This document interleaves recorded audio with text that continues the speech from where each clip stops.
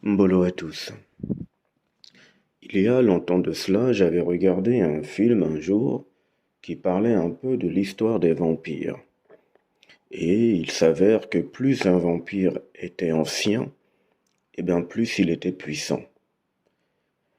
Les humains qui étaient récents ne pouvaient donc rien face aux vampires, puisqu'ils étaient plus anciens. Et même dans la hiérarchie des vampires, un individu vampire qui était beaucoup plus ancien qu'un autre le dominait facilement. On se rend donc compte ici que le droit d'aîné a une importance capitale.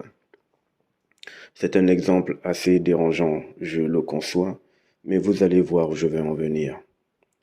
Lorsque vous observez ce qu'il y a comme existence dans les familles, il est évident que l'aîné d'une famille a beaucoup plus de poids, d'importance, de puissance, de considération que ceux qui viennent après lui, parce qu'il est l'aîné.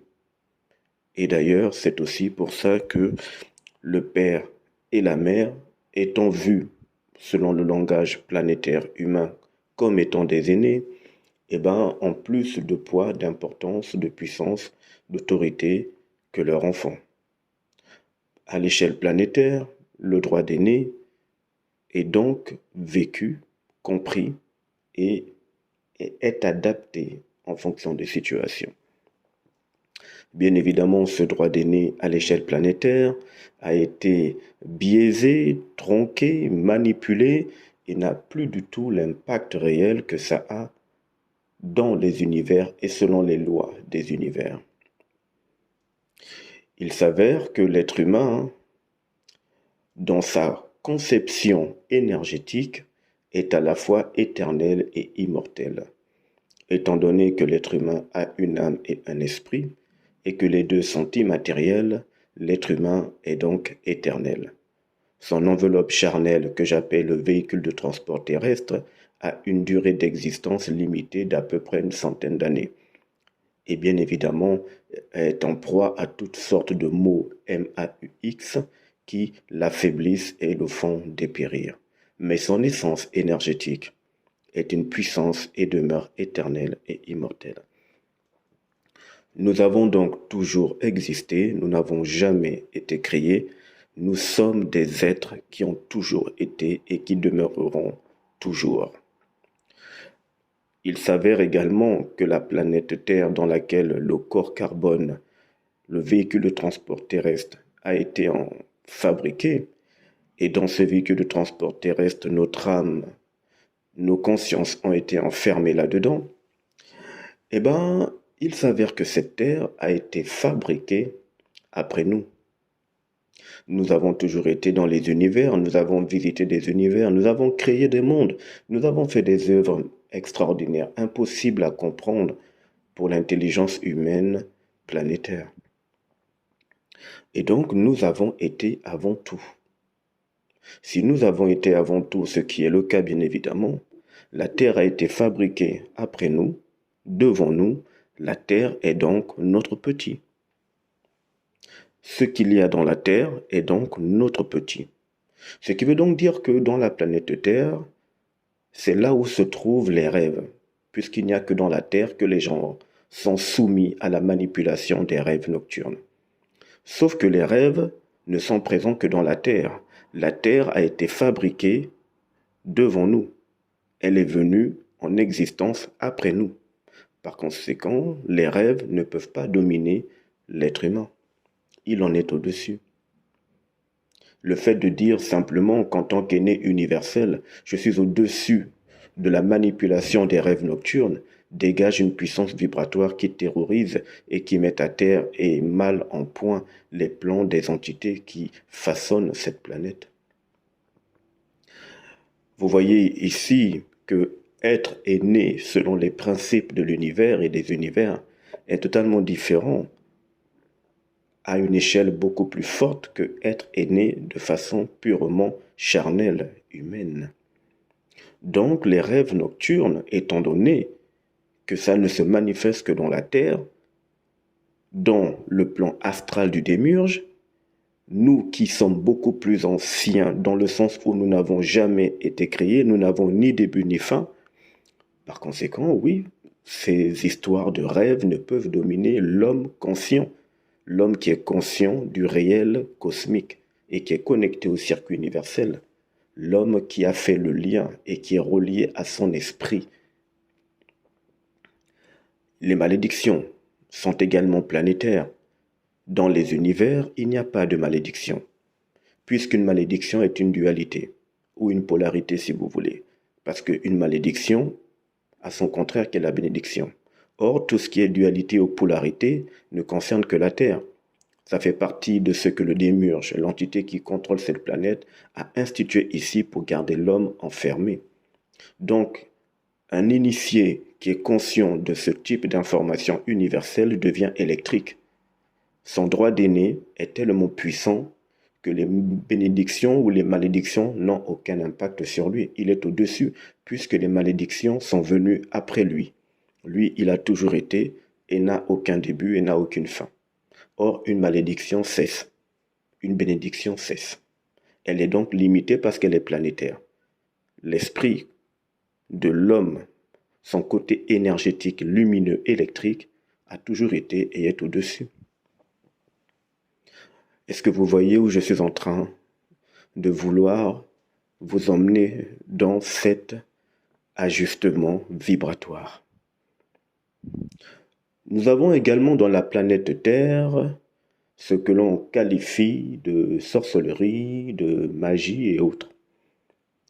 Sauf qu'encore une fois, la magie, la sorcellerie, tout ce que l'on peut connaître dans cette planète qui terrorise l'être humain, en fait, c'est venu après vous, puisque ça ne se voit que dans la Terre.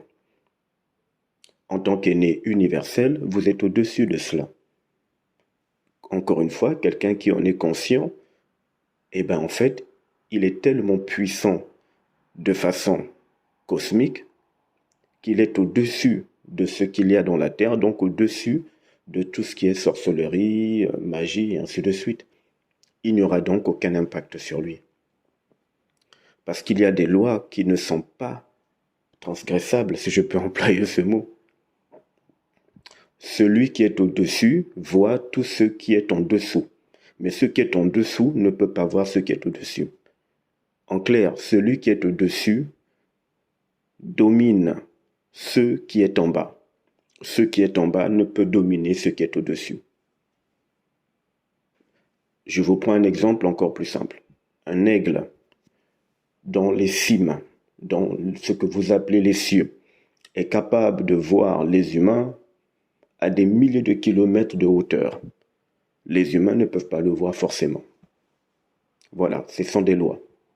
Parce que, à cette hauteur, l'aigle est comme une sorte d'aîné puisqu'il est au-dessus.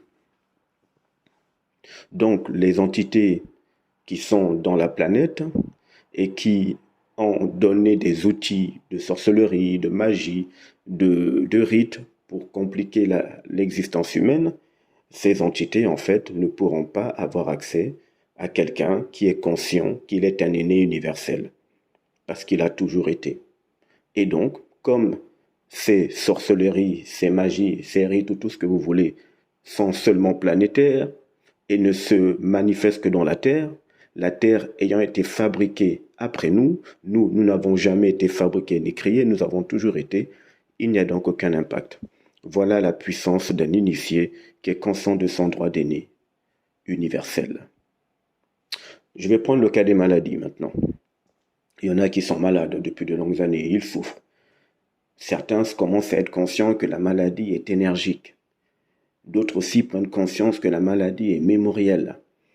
Il y en a qui souffrent énormément dans ce qu'ils appellent leur corps. Je rappelle que le corps physique a été tiré de la terre, c'est donc une propriété du démiurge et des entités.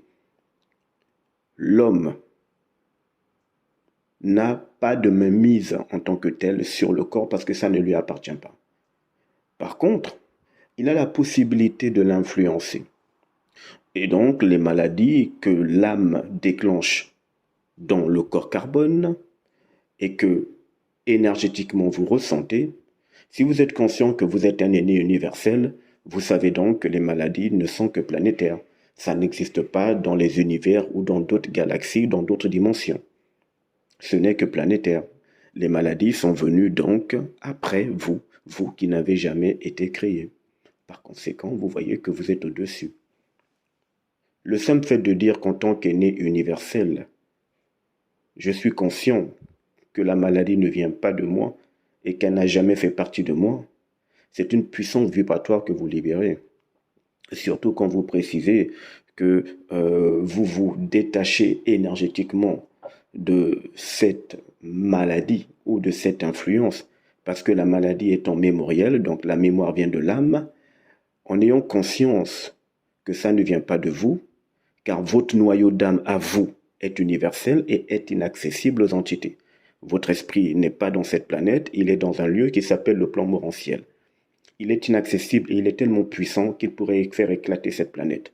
Donc, à tout moment, la maladie ne vient pas de vous. Ça vient des âmes ailleurs qu'on a introduites dans ce corps carbone pour vous donner l'impression que ça vient de vous afin que vous puissiez souffrir.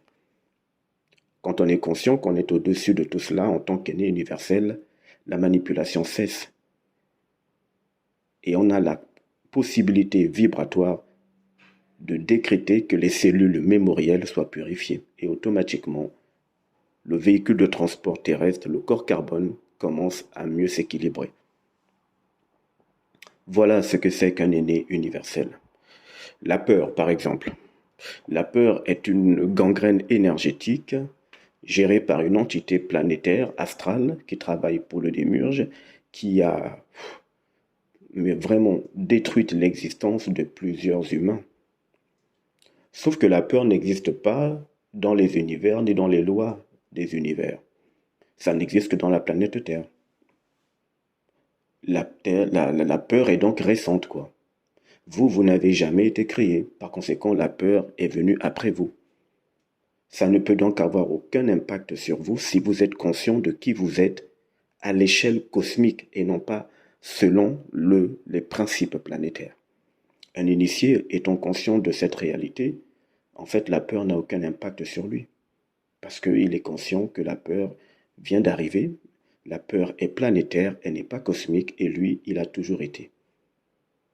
Donc, la vibration de la peur ne peut l'impacter ou ne peut l'atteindre, parce qu'il est au-dessus de cela. Voilà donc quelques points que je voulais voir avec vous sur une autre façon de comprendre ce qu'on appelle le droit des nés. Selon la planète et selon ce que l'on voit dans les cultures traditionnelles, coutumières de chaque pays du monde, le droit des nés donne déjà une certaine importance, bien que ce soit extrêmement limité quand on connaît ou quand on a accès, au circuit universel. Lorsqu'on est conscient de qui on est selon les circuits universels, notre droit des nés est tellement explosif vibratoirement qu'aucune loi planétaire ou astrale démiurgique, aucune entité planétaire ou astrale n'est au-dessus de l'être humain. À plus tard.